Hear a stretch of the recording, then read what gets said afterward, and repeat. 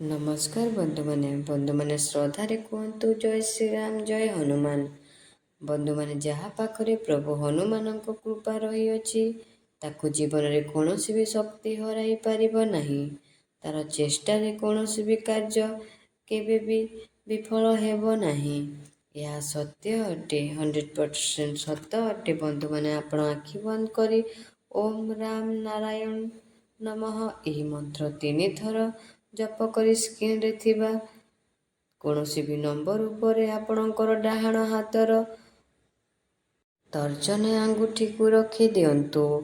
10 ଠାରୁ 9 ପର୍ଯ୍ୟନ୍ତ କୌଣସି ବି ଗୋଟିଏ ସଂଖ୍ୟା ଉପରେ ପ୍ରଭୁ ରାମଙ୍କର ନାମ 3 ଥର ଜପ କରି ଏହି ହନୁମାନଙ୍କୁ ସ୍ମରଣ କରି ଆପଣଙ୍କର ଡାହାଣ ହାତରେ ତର୍ଜନୀ ଆଙ୍ଗୁଠିକୁ ରଖି ଦିଅନ୍ତୁ ଏବଂ ଜାଣନ୍ତୁ କିଛି ଚମତ୍କାର କଥା।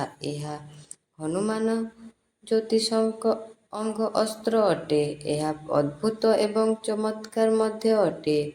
ଆପଣ ଆପଣଙ୍କର ଅଜ୍ଞାତରେ ଯେଉଁ ଆଙ୍ଗୁଠିକୁ ବାଛିବେ ତାହା ମାଧ୍ୟମରେ ଆପଣଙ୍କୁ କେଉଁ ଫଳ ପ୍ରାପ୍ତି ହେବ ସେହି ବିଷୟରେ ଜାଣିବା। ଏହି ପ୍ରୟୋଗ କେବଳ ଗୋଟିଏ ଥର ହିଁ କରିପାରିବେ। ଏହି ଅଙ୍କର ରହସ୍ୟମୟ ଜାଣିବା ପୂର୍ବରୁ ଯଦି ଆପଣ ପ୍ରଭୁ ରାମଚନ୍ଦ୍ରଙ୍କୁ ହୃଦୟରୁ ଭକ୍ତି କରୁଥିଲେ ଏହି ଭିଡ଼ିଓଟିକୁ ଶେଷ ପର୍ଯ୍ୟନ୍ତ ଦେଖନ୍ତୁ।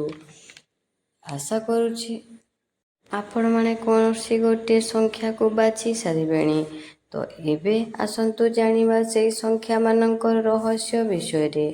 ବନ୍ଧୁମାନେ, ଯଦି ଆପଣ 1 ନମ୍ବର ସଂଖ୍ୟାଟି ବାଛିଛନ୍ତି ତେବେ ଆପଣଙ୍କୁ ଆଗାମୀ ସମୟରେ ଧନ ପ୍ରାପ୍ତି ହେବାର ଯୋଗ ବନୁଅଛି ଏବଂ ମାନ ସମ୍ମାନ ବୃଦ୍ଧି ହେବାର ଯୋଗ ବନୁଅଛି। କରଜ ଜନିତ ସମସ୍ୟା ସମାପ୍ତ ହେଇପାରେ। ଆପଣଙ୍କର ଅର୍ଥ ଆସିବାର ବାଟ ଫିଟିବାକୁ ଯାଉଅଛି। ଆପଣଙ୍କ ସହିତ ଆଗାମୀ ସମୟରେ ଶୁଭ ହିଁ ଶୁଭ ହେବାକୁ ଯାଉଅଛି। ତ ସୁନିଶ୍ଚିତ ରୂପରେ ଆପଣ 1 ନମ୍ବର ସଂଖ୍ୟାଟି ଚିହ୍ନଟ କରିଛନ୍ତି ତେବେ ଆପଣଙ୍କ ପାଇଁ ଏହା ଅତ୍ୟନ୍ତ ଶୁଭ ଅଟେ। ତେବେ ଆସନ୍ତୁ ଜାଣିବା, ଯଦି ଆପଣ 2 ନମ୍ବର ସଂଖ୍ୟାଟି ବାଛିଛନ୍ତି ଆପଣଙ୍କର ଆଙ୍ଗୁଠି 2 ନମ୍ବର ସଂଖ୍ୟା ଉପରେ ରହିଅଛି ତେବେ ଆପଣଙ୍କର ଧନର ଖର୍ଚ୍ଚ ହେବ, ଅର୍ଥାତ୍ ଧନ ହାନି ହେବାର ଯୋଗ ବନୁଅଛି। ଏଥିପାଇଁ ଆପଣ ଟିକେ ସତର୍କ ରହିବେ। କୌଣସି ବଡ଼ ଇନଭେଷ୍ଟମେଣ୍ଟ କରୁଛନ୍ତି ତାହେଲେ ଟିକେ ସାବଧାନ ସହିତ କରନ୍ତୁ। କାହାକୁ ଯଦି ଧାର ଦେଉଛନ୍ତି ହେଲେ ପରିବାରର ପରାମର୍ଶ ନେଇକି ହିଁ ଧାର ଦିଅନ୍ତୁ। ତେବେ ବନ୍ଧୁମାନେ, ଆପଣ ଯଦି 3 ନମ୍ବର ସଂଖ୍ୟା ଉପରେ ଆଙ୍ଗୁଠିକୁ ରଖିଛନ୍ତି ତାହେଲେ ମିତ୍ର ସଂଯୋଗ ହେବା ଅଥବା କୌଣସି ପ୍ରିୟ ବ୍ୟକ୍ତି ସହିତ ଦେଖା ସାକ୍ଷାତ ହୋଇପାରେ।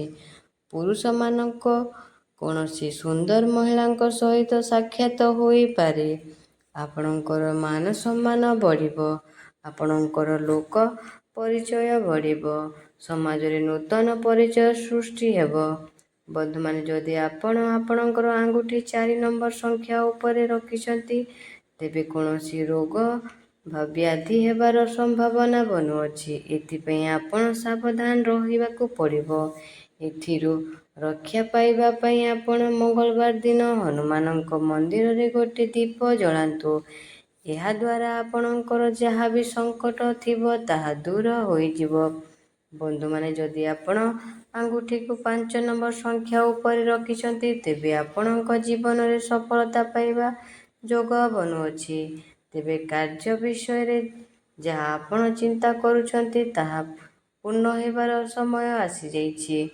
ତେବେ ବନ୍ଧୁମାନେ, ଯଦି ଆପଣଙ୍କ ଆଙ୍ଗୁଠି 6 ନମ୍ବର ସଂଖ୍ୟା ଉପରେ ରଖିଛନ୍ତି ତ ଆପଣଙ୍କର କାହା ସହିତ ବାଦ ବିବାଦ ବା କଳହ ହେବାର ସମ୍ଭାବନା ନଜର ଆସୁଅଛି। ସ୍ୱାମୀ ସ୍ତ୍ରୀ ମଧ୍ୟରେ କଳହ ହୋଇପାରେ କିମ୍ବା ମାତା ପିତା ପୁତ୍ର ମଧ୍ୟରେ କଳହ ହୋଇପାରେ ବା ନିଜ ଲୋକ କୌଣସି ଯାହାକୁ ଆପଣ ବହୁତ ପସନ୍ଦ କରନ୍ତି ତାଙ୍କ ସହିତ ବାଦ ବିବାଦ ହେବାର ଯୋଗ ବନୁଅଛି। ଏଥିପାଇଁ ଆପଣ ମନ ଦୁଃଖ କରନ୍ତୁ ନାହିଁ। ଯଦି ଆପଣଙ୍କ ସହିତ ଏଭଳି ପରିସ୍ଥିତି ସମୟରେ ଧୈର୍ଯ୍ୟ ଧରନ୍ତୁ ଏବଂ ବୁଝି ଯାଆନ୍ତୁ, ଏହି ସମୟଟି ଆପଣଙ୍କ ପାଇଁ ଖରାପ ଚାଲୁଛି।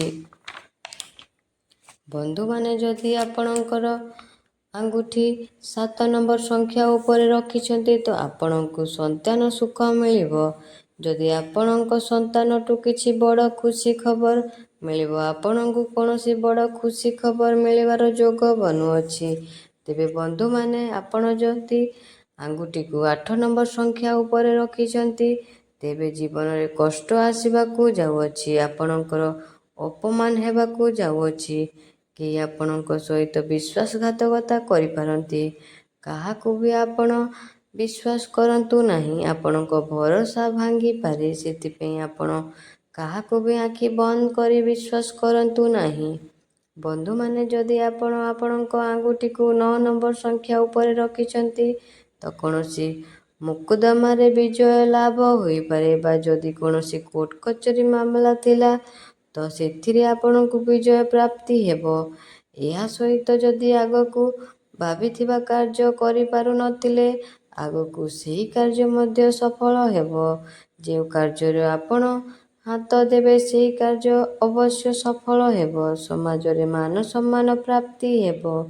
କେବଳ ଆପଣଙ୍କ ଯେ କୌଣସି କାର୍ଯ୍ୟ କରୁଛନ୍ତି ଆପଣଙ୍କ ଶ୍ରଦ୍ଧା ସହିତ କରନ୍ତୁ। ଆପଣଙ୍କୁ ଅବଶ୍ୟ ସଫଳ ହେବ। ତ ବନ୍ଧୁମାନେ, ଆଶା କରୁଛି ଆଜିର ଏହି ଭିଡ଼ିଓଟା ଆପଣମାନଙ୍କୁ ଭଲ ଲାଗିଥିବ।